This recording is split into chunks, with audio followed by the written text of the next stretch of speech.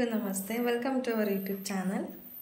ನಾನು ರವಿ ಮುಡುಕ್ತೊರೆ ದೇವಸ್ಥಾನಕ್ಕೆ ಹೋಗೋಣ ಅಂತ ಅಂದ್ಕೊಂಡಿದ್ದೀವಿ. ಅದರಿಂದ ರೆಡಿಯಾಗಿದ್ದೀವಿ. ನಾನಂತೂ ಸಿಂಪಲ್ಲಾಗಿ ಒಂದು ಡ್ರೆಸ್ ಹಾಕೊಂಡು ರೆಡಿಯಾಗಿದ್ದೀನಿ. ರವಿನೂ ರೆಡಿ ಆಗ್ತಾ ಇದ್ದಾರೆ. ಮಾಲ್ಟ್ ರೆಡಿ ಇದೆ, ಮಾಲ್ಟ್ ಮಾಡಿದ್ದೀನಿ. ಯಾಕಂದರೆ ಹೋಗ್ತಾ ಆನ್ ದಿ ವೇ ತಿಂಡಿ ತಿನ್ನೋದು ಅಂತ ಪ್ಲ್ಯಾನ್ ಆಗಿರೋದು. ಅದಕ್ಕೇ ಮಾಲ್ಟ್ ಮಾಡ್ಕೊಳ್ಳೋಣ ಅಂಥೇಳಿ ಮಾಡ್ತಾಯಿದ್ದೀನಿ. ಮಾಡಿ ಇಟ್ಟಿದ್ದೆ, ಆರಿದೆ. ಇವಾಗ ಇಬ್ಬರೂ ಇದನ್ನು ಕುಡ್ಕೊಂಡು ಹೋಗೋದು.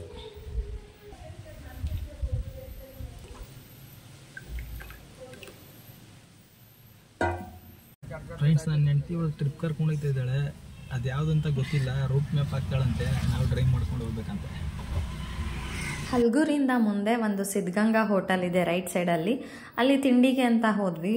ಕೋಇನ್ಸಿಡೆನ್ಸ್ ಅಂದರೆ ನಮ್ಮ ಪಕ್ಕದ ಆಂಟಿ ಅವರು, ಶ್ಯಾಮ್ಲಾ ಆಂಟಿ, ನಾಗರಾಜ್ ಅಂಕಲ್ ಅವರೆಲ್ಲ ಅವರು ಫ್ಯಾಮಿಲಿ ಬಂದಿದ್ದರು. ಅಂದರೆ ಅವ್ರ ಮನೆ ದೇವರು ಮುಡುಕ್ತೊರೆ ಅಂತೆ. ಸೊ ಅವರು ಫ್ಯಾಮಿಲಿ ಪೂರ್ತಿ ಅವರೊಂದು ಕಾರಲ್ಲಿ ಬಂದಿದ್ರು. ಅಲ್ಲಿ ಜಾಯಿನ್ ಆಗಿ ಫಸ್ಟೇ ಗೊತ್ತಿದ್ರೆ ಜೊತೆಲೇ ಬರೋದಿತ್ತು ಅಂತ ಅಂದ್ಕೊಂಡ್ವಿ. ಆಮೇಲೆಲ್ಲ ಅಲ್ಲಿಂದ ಹೋದ್ವಿ. ರೂಟ್ ಮ್ಯಾಪ್ ಏನೋ ಹಾಕೊಳ್ಳಿಲ್ಲ, ಯಾಕಂದರೆ ಅವ್ರು ಹೆಂಗಿದ್ರು ಇದ್ರಲ್ಲ, ಅವ್ರ ಮುಂದೆ ಹೋಗ್ತಾಯಿದ್ರು, ನಾವು ಅವ್ರ ಹಿಂದೆ ಹೋಗ್ತಾ ಇದ್ವಿ. ಅವ್ರಿಗೆ ಹೆಂಗಿದ್ರು ಗೊತ್ತಿರೋದ್ರಿಂದ. ಮಳವಳ್ಳಿಯಿಂದ ಹಿಂದೆನೇ ಒಂದು ಲೆಫ್ಟ್ ತೊಗೊಬೇಕು. ಸೊ ಇದು ಸ್ವಲ್ಪ ಬೇಗನೂ ಹೋಗ್ಬೋದು. ಇಲ್ಲಿಂದ 3 ರೋಡ್ ಇದೆ, ಬಟ್ ನಾವು ರಾವಣಿಕೆರೆ ಅನ್ನೋ ರೋಡಲ್ಲಿ ಹೋದ್ವಿ. ರಾವಣಿಕೆರೆ ತುಂಬ ದೊಡ್ಡ ಕೆರೆ ಅಂತ ಅನ್ನಿಸ್ತು, ತುಂಬ ದೊಡ್ಡದಾಗಿತ್ತು. ಬಟ್ ನನಗೆ ಸ್ಪೆಷಲ್ ಏನನ್ಸಿದ್ದು ಅಂದರೆ ಅಲ್ಲಿ ನೀರು ತುಂಬಿತ್ತು, ಕೆರೆ ತುಂಬ ನೀರು ತುಂಬಿತ್ತು. ಯಾಕಂದರೆ ನಮ್ಮ ಸೈಡೆಲ್ಲ ಬರ ಬಂದಿದೆ, ನೀರಿಲ್ಲ ಕೆರೆಯಲ್ಲೆಲ್ಲ ನೀರು ಬತ್ತೋಗಿದೆ ಅಂತ ಅನಿಸುತ್ತೆ. ನೋಡಿದಾಗೆಲ್ಲ ಬೇಜಾರಾಗ್ತಾ ಇರುತ್ತೆ. ಬಟ್ ಈ ಕೆರೆ ಅಂತೂ ರೋಡ್ ಲೆವೆಲ್ಗೆ ನೀರು ತುಂಬಿತ್ತು. ಅದನ್ನ ನೋಡಿ ಒಂದು ಸ್ವಲ್ಪ ಭಯ, ಖುಷಿ ಎಲ್ಲ ಆಗ್ತಾಯಿತ್ತು. ಅಷ್ಟು ಚೆನ್ನಾಗಿತ್ತು. ಒಂದು ಸಲ ಏನೋ KSRTC ಬಸ್ ಬೇರೆ ಮುಳಿಕೊಂಬಿಟ್ಟಿತ್ತಂತೆ. ಮಾತ್ರ ಸರಿಯಾದ ದೊಡ್ಡ ಕೆರೆ, ಒಂದು 2 ಕಿಲೋಮೀಟ್ರ್ ರೋಡ್ ಇದೆ. ನಾನು ಈ ರೀತಿ ನೋಡಿರೋದು ನಮ್ಮ ಹಾರೋಳಿ ದೊಡ್ಡ ಕೆರೆನೇ, ಮತ್ತು ಹೊಂಗನೂರು ಹತ್ರ ಒಂದು ದೊಡ್ಡ ಕೆರೆ ಇದೆ, ಹೊಂಗನೂರು ಲೇಕು. ಅದು ಕೂಡ ದೊಡ್ಡದೇನೆ, ಏನು ಕಮ್ಮಿ ಇಲ್ಲ. ಓಕೆ ಆನ್ ದಿ ವೇ ಅಲ್ಲಿ ಎಳ್ನೀರು ಕುಡಿಯೋಣ ಅಂತ ನಿಲ್ಲಿಸಿದ್ವಿ. ಎಷ್ಟು ಸ್ವೀಟಾಗಿತ್ತು ಅಂದರೆ ಸಕ್ಕರೆ ನೀರು ಕುಡ್ದಂಗಿತ್ತು, ಅಷ್ಟು ಸ್ವೀಟಾಗಿತ್ತು. ನಾವು ಅಲ್ಲಿ ದೇವಸ್ಥಾನಕ್ಕೆ ಹೋದಾಗ ಎಲ್ಲರಿಗೂ ಹೇಳ್ತಾ ಇದ್ವಿ ಅಲ್ಲಿ ತುಂಬ ಸ್ವೀಟಾಗಿತ್ತು ಅಂತ. ಸೊ ಅವ್ರು ನಾವು ವಾಪಸ್ ಬರಬೇಕಾದ್ರೆ ಮತ್ತೆ ತಾತ ಸಿಕ್ಕಿದ್ರು. ಮುಡುಕ್ತೊರೆಗೆ ಬಂದು ಫಸ್ಟು ನದಿ ಹತ್ರ ಹೋಗಿದ್ವಿ. ಅಲ್ಲಿ ಗಂಗೆ ಪೂಜೆನೂ ಮಾಡ್ತಾರೆ. ಆ್ಯಂಡ್ ನಾವು ಕಾಲು ಕೈ ತೊಳ್ಕೊಳ್ಳೋಕ್ಕೆ ಅಂತ ಹೋಗಿದ್ದು. ಬಟ್ ಅಲ್ಲಿ ತುಂಬಾ ಸ್ಟ್ರಿಕ್ಟ್ ಇದೆ. ಯಾಕಂದರೆ ಒಂದ್ಸಲ ಪ್ರೀ ವೆಡ್ಡಿಂಗ್ ಶೂಟ್ ಬಂದು ಹುಡುಗ ಹುಡುಗಿ ಏನೋ ಡೆತ್ ಆಗಿದ್ರಂತೆ. ಆವಾಗಿಂದ ತುಂಬ ಟೈಟ್ ಮಾಡಿದ್ದಾರೆ. ಅಲ್ಲಿ ಆಚೆ ಕಾಣೋದು ಒಂದು ರೆಸಾರ್ಟ್, ಜಲಧಾಮ ರೆಸಾರ್ಟ್ ಅಂತ. ಅದು ಬೋಟಿಂಗ್ ಬಂದು ಅವರು ಕರ್ಕೊಂಡು ಹೋಗ್ತಾರೆ. ಇದೇ ನೋಡಿ ದೇವಸ್ಥಾನ, ಮುಡುಕ್ತೊರೆ ಎಂಟ್ರೆನ್ಸು. ಇಲ್ಲಿ ರೈಟ್ ಸೈಡಲ್ಲಿ ಅಥವಾ ಲೆಫ್ಟ್ ಸೈಡ್ ಹೋಗಿ ಬೆಟ್ಟದ ಮೇಲೆ ತನಕನೂ ಹೋಗ್ಬೋದು ಪಾರ್ಕಿಂಗ್ ಮಾಡೋದಕ್ಕೆ.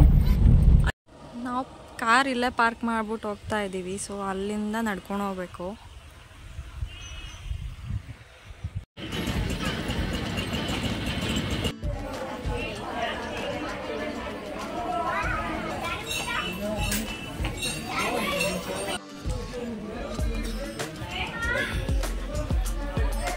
ನಮ್ಮಮ್ಮ ಯಾವಾಗಲೂ ಹೇಳೋರು ಮುಡುಕ್ತೊರೆ ಮೇಲ್ಗಡೆ ಅದು ಸುತ್ತ ನದಿ ಆವರಿಸ್ಕೊಂಡಿದೆ ಅಂತ. ಅದು ವೀವ್ ಅದೇ ರೀತಿ ಕಾಣುತ್ತೆ, ಸುತ್ತ ನೀರಿರೋ ಥರ ಕಾಣುತ್ತೆ. ಬೆಟ್ಟದ ಮೇಲಿಂದ ವೀವ್ ತುಂಬಾ ಚೆನ್ನಾಗಿದೆ. ದೇವಸ್ಥಾನ ರಿನೋವೇಷನ್ ಮಾಡ್ತಾ ಇದ್ದಾರೆ, ಅಂದರೆ 30 ಕೋಟಿ ವೆಚ್ಚದಲ್ಲಿ ಕಟ್ತಾ ಇದ್ದಾರೆ. ಫಸ್ಟು ನಮಗೆ ಸಿಗೋದು ಈ ಮಲ್ಲಿಕಾರ್ಜುನ ಸ್ವಾಮಿ ದರ್ಶನ. ಅದ್ರ ಪಕ್ಕದಲ್ಲೇ ಭ್ರಮರಾಂಬಿಕೆ ಅಂತ ಇರೋದು. ಮಲ್ಲಿಕಾರ್ಜುನ ಸ್ವಾಮಿ ತುಂಬ ಪವರ್ಫುಲ್ ಅಂತಾರೆ, ಬಟ್ ಅದಕ್ಕಿಂತನೂ ಭ್ರಮರಾಂಬಿಕಾ ದೇವಿನೇ ತುಂಬ ಪವರ್ಫುಲ್, ಪಾರ್ವತಿ ದೇವಿ ಅಂತ ಹೇಳ್ತಾರೆ. ಇನ್ನೂ ಸಾಕಷ್ಟು ಸಮಯ ಬೇಕು ಅನಿಸುತ್ತೆ ಇದು ಫುಲ್ಲು ಕಟ್ಟೋದಕ್ಕೆ. ಆ್ಯಂಡ್ ಇಲ್ಲಿ 101 ತೆಂಗಿನಕಾಯಿ ಇಟ್ಟು ಹೊಡಿಯೋ ಅಂಥದ್ದು, 101 ಮೆಟ್ಲಿದೆ ಇಲ್ಲಿ. 101 ತೆಂಗಿನಕಾಯಿ ಇಟ್ಟು ಹರಕೆ ಇರೋರು ಕಾಯಿ ಹೊಡಿತಾರಂತೆ. ಇದು ಆಂಟಿಯವ್ರ ಅಪ್ಪನ ಹೆಸರು, ಶ್ಯಾಮ್ಲಾ ಆಂಟಿಯವ್ರ ಅಪ್ಪನ ಹೆಸರು ಬಸವರಾಜ್ ಮಲ್ವಾಡಿ ಅಂತ ಹಾಕಿದ್ದಾರೆ. ಈ ಗೇಟ್ ಓಪನ್ ಇರೋದಿಲ್ಲ. ಯಾರು 101 ತೆಂಗಿನಕಾಯಿ ಹೊಡಿತೀವಿ ಅಂತ ಹರಕೆ ಕಟ್ಕೊಂಡಿರ್ತಾರೆ ಅವ್ರಿಗೆ ಮಾತ್ರ ಇದು ಹರಕೆ ಸಲ್ಲಿಸೋಕ್ಕೆ ಅವಕಾಶ ಕೊಡ್ತಾರೆ. ಸೊ ಜಸ್ಟ್ ದೇವಸ್ಥಾನ ಒಳಗಡೆಯಿಂದನೇ ನಾವು ಬಂದು ನೋಡ್ಕೊಂಡು ಹೋಗ್ಬೋದು. ಫುಲ್ ಕೆಳಗಡೆ ಬಂದಾಗ ಒಂದು ಬಸವ ಇತ್ತು, ಚೆನ್ನಾಗಿತ್ತು. ನಮಸ್ಕಾರ ಮಾಡ್ಕೊಂಡ್ವಿ.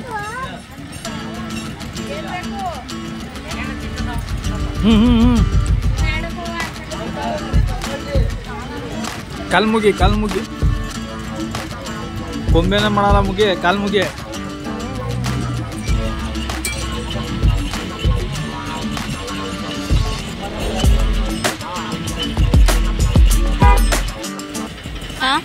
ಓದ್ಬಿಟ್ರೆ ಹಿಂದ್ಗಡೆ ತೋರ್ಬಿಡ್ತಾರೆ 2 ತಿಂಗಳಿಗೆ ನೋಡಿ. ಇನ್ನೂ ಕೈ ಕೊಡಲ್ಲ, 300 ರೂಪಾಯಿ ಕಾಕ ನಮ್ಮ ಕೊಟ್ಬೋದ ಏನು ಬಿಡಿ.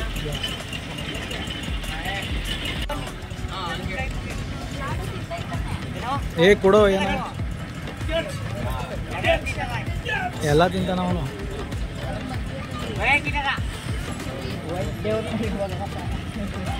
ಕೆಳಗಡೆ ಅದೇ ನಾವು 1000 ಮೆಟ್ಲು ಎತ್ತಿದ್ದೀವಿ ಅಂದ್ವಲ್ಲ, ಮಲ್ಲಿಕಾರ್ಜುನ ಸ್ವಾಮಿ ಬೆಟ್ಟ ನೋಡ್ಕೊಂಡು ವಾಪಸ್ ಇವಾಗ ತಲಕಾಡಿಗೆ ಹೋಗ್ತಾ ಇದ್ದೀವಿ. ಆಂಟಿ ಪುಳಿಯೋಗರೆ ಮಾಡ್ಕೊಂಡು ತೊಗೊಬಂದಿದ್ರು ಅಲ್ಲಿನ ಜನರಿಗೆ ಕೊಡಬೇಕು ಅಂತ ಹೇಳಿ. ಮತ್ತು ಚಾಕ್ಲೇಟ್ಸ್ ಕೂಡ ಅವ್ರು ಹಂಚಿದ್ರು. ಅಂದರೆ ಅಲ್ಲಿರೋರಿಗೆ ದುಡ್ಡು ಕೊಡೋ ಬದಲು ಈ ರೀತಿ ಒಂದು ಅನ್ನದಾನ ಮಾಡಿದರೆ 4 ಜನಕ್ಕೆ ಅನ್ನ ಹಾಕಿದ್ರೆ ಒಳ್ಳೆಯದಾಗುತ್ತೆ, ಅವರು ಆಶೀರ್ವಾದ ಮಾಡ್ತಾರಲ್ಲ ನಿಮ್ಗೆ ಒಳ್ಳೇದಾಗಲಿ ಅಂತ, ಅದಕ್ಕಿಂತ ಇನ್ನೇನು ಬೇಕು ನೈನಾ ಹಂಗೆ ಹಿಂಗೆ ಅಂತ ಹೇಳ್ತಾಯಿದ್ರು.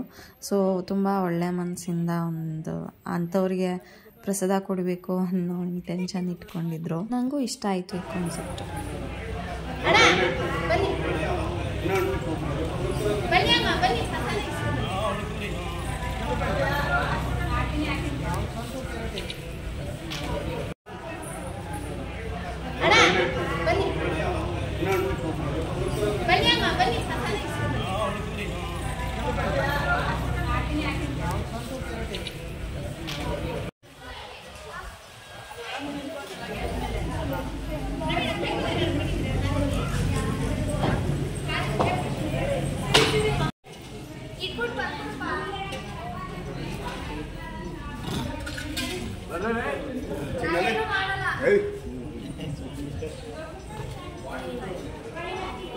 केड़ा बेन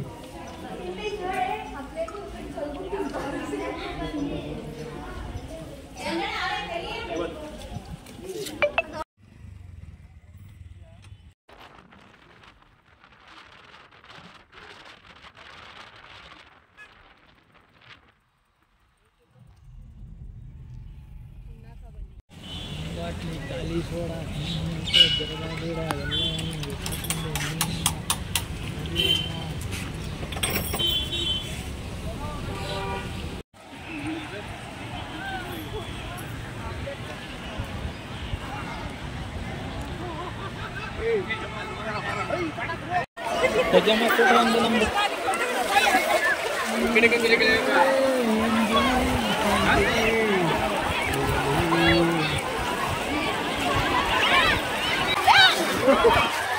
ವಿಡಿಯೋ ಆನ್ ಮಾಡಿದ್ಯಾ?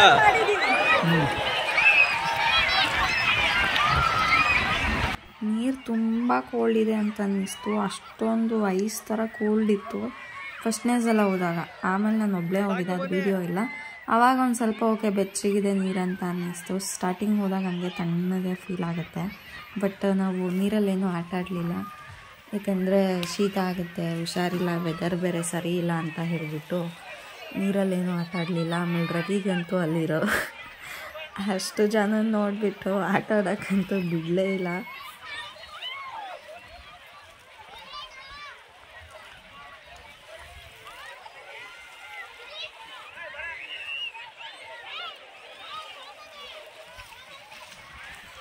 ನಾನು ಫಸ್ಟ್ ಟೈಮ್ ಗೋಲಿ ಸೋಡಾ ಟ್ರೈ ಮಾಡಿದ್ದು, ಕುಡಿದೆ, ಚೆನ್ನಾಗಿತ್ತು. ಇವರೆಲ್ಲ ಮಸಾಲೆ ಸೋಡಾ ಎಲ್ಲ ಕುಡಿತಿದ್ರು. ನಾನು ನಾರ್ಮಲ್ ಈ ಬಾಟಲ್ ಕುಡಿತೀನಿ ಅಂದರೆ ಕೊಟ್ಟರು ಪಾಪ ಅವರು.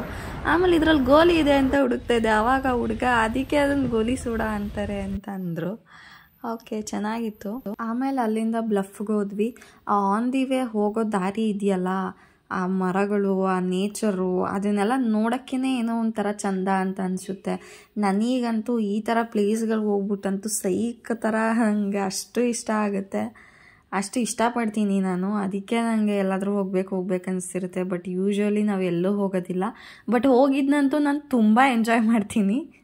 ಅಲ್ಲಿ ಭವಾನಿ ನಲ್ಲಿಕಾಯಿ ತಿನ್ನಬೇಕು ಅಂತ ತುಂಬ ಆಸೆ ಇಟ್ಕೊಂಡ್ಬಿಟ್ಟಿದ್ಲು. ನಲ್ಲಿಕಾಯಿ, ಮಾವಿನಕಾಯಿ, ಚೀಪೆಕಾಯಿ ಎಲ್ಲ ಸಿಗುತ್ತೆ ಅಂತ.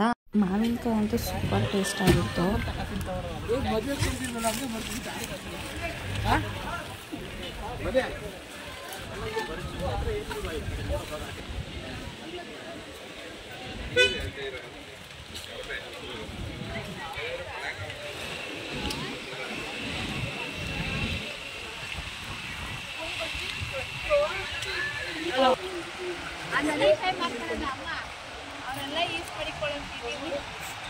ಇಲ್ಲೂ ಕೂಡ ಎಲ್ಲ ಕನ್ಸ್ಟ್ರಕ್ಷನ್ ನಡೀತಾ ಇದೆ. ಕೆಳಗಡೆ ಇಳಿದು ಹೋಗೋದಕ್ಕೆ ಮೆಟ್ಲು ಎಲ್ಲ ಮಾಡ್ತಾಯಿದ್ರು. ಅಮೇಝಿಂಗ್ ಚಿನ್ನು. ನೀರು ಕಮ್ಮಿ ಇತ್ತು ಆ್ಯಕ್ಚುಲಿ. ಇದರಲ್ಲಿ ಫಸ್ಟ್ ಟೈಮ್ ಎಲ್ಲ ಬಂದಾಗ ಫುಲ್ಲು ನೀರು ತುಂಬಿತ್ತು, ನೀರು ತುಂಬಿ ಧುಮ್ಮಿಕ್ತಾ ಇತ್ತು. ಬಟ್ ಈ ಸಲ ನೀರು ತುಂಬ ಕಮ್ಮಿ ಇತ್ತು. ಆದರೆ ನನಗೆ ಯಾಕೆ ಇಷ್ಟ ಆಯಿತು ಅಂದರೆ ಆ ಬಂಡೆ ಎಲ್ಲ ಕಾಣಿಸ್ತಾ ಇತ್ತು. ನೀರಿದ್ರೆ ಆ ಬಂಡೆ ಎಲ್ಲ ಕಾಣಿಸೋದೇ ಇಲ್ಲ ಹೇಳ್ಬೇಕಂದ್ರೆ. ಬಟ್ ನನಗೆ ಇದನ್ನು ನೋಡೋಕ್ಕೇ ಏನೋ ಒಂಥರ ತುಂಬ ಖುಷಿ ಆಗ್ತಾಯಿತ್ತು. ಬಟ್ ಅದು ಸ್ವಲ್ಪ ಸ್ಕೇರಿ ಥರನೂ ಇತ್ತು, ಯಾಕಂದರೆ ಕಪ್ಪು ಬಂಡೆಗಳು ಅಷ್ಟು ಕಾಣಿಸ್ತಾ ಇತ್ತು. ಅದು ಒಂಥರ ತುಂಬಾ ಚೆನ್ನಾಗಿತ್ತು. ನನಗಂತೂ ಫುಲ್ಲು ಅದು ಅಲ್ಲೇ ಇರಬೇಕು ಅನ್ನಿಸ್ತೈತಿ. ಎಷ್ಟು ನೋಡಿದರೂ ಸಾಕಾಗ್ತಾ ಇಲ್ಲ, ಅಲ್ಲೇ ನೋಡಬೇಕು ಅಲ್ಲೇ ಇರಬೇಕು ಅಂತ ಅನ್ನಿಸ್ತಾ ಇತ್ತು.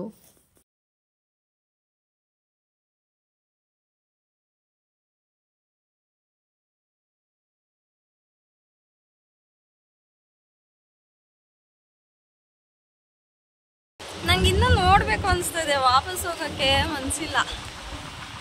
ಹೆಂಗಿತ್ತು? ಸೂಪರ್ ಆಗಿತ್ತು. ಬಟ್ ಇನ್ನೂ ನೀರು ಇರಬೇಕಾಯ್ತು. ಇದು ಸಖತ್ತಾಗಿ ಅನಿಸ್ತು.